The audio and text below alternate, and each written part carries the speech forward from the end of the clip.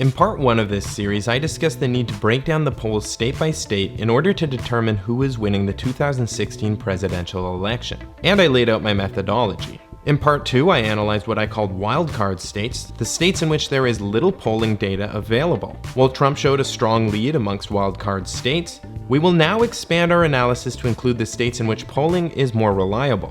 Because nearly half of US states went unanalyzed in the last video, and because the states remaining are the ones about which we have the best polling data, the conclusions we might have drawn from the last video could very well completely reverse from what we have to add here. So let's break it down.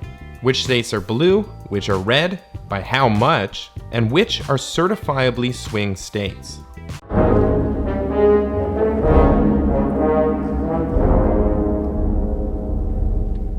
Last time I broke the red and blue wildcard states down into 3 categories: solid, likely, and leans, to broadly define the strength of the lead. I'll do the same in this video, and my definitions for each remain the same. For the nitty-gritty of all of that, check out part 1 of this series. So let's start by looking at the solid Democratic states, which should surprise no one. In California, Clinton has an average lead of 22.2 points and is leading in all 13 polls aggregated by RCP polling. In Maryland, she has an average lead of 34.6 and is leading in all 3 polls. In New Jersey, she's leading by 11.7 and in all 6 polls. In New York, her average lead is 18.0 points and is once again leading in all polls. In this case, there have been 13. Solid Republican states are a little more surprising.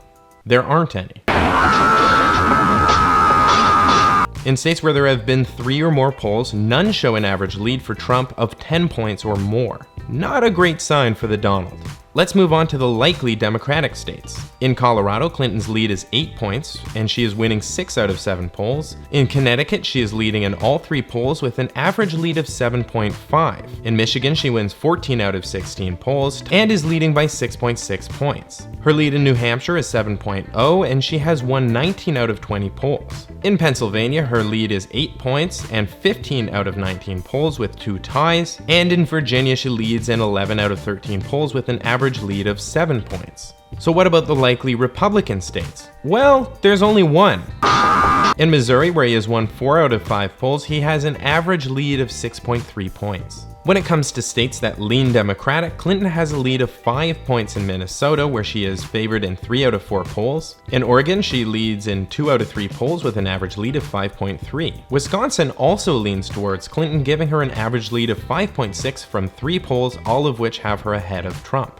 When it comes to states that lean Republican, once again there is only one: Utah, where Trump has won 2 out of 4 polls, 1 is a tie, and has an average lead of 4.5 points. So all in all, this is pretty devastating for Trump. For the states where there have been 3 or more reliable polls, he can count on 0 electoral college votes from solid states, 10 electoral college votes from the likely state of Missouri, and 6 from Utah, which leans in his direction. That's a total of only 16 electoral college votes from states with reliable polling. Clinton's totals are much better. From solid states, she has 108 electoral college votes, 69 from likely states, and 27 from states that lean in her direction. That's a total of 204 electoral college votes. Now, part of what might explain why Clinton has such a strong lead in these states is because smaller, more rural states tend to have fewer polls conducted than larger urban states, in which Democrats have a natural advantage.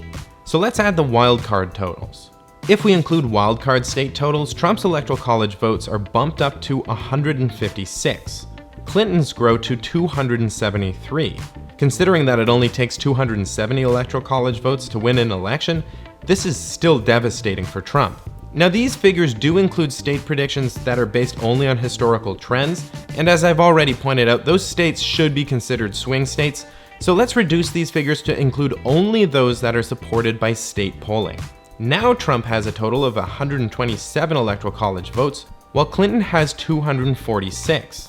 Clinton's lead remains dangerous, but Trump could still pull it out if the historical data is unpredictable and he can win over the swing states.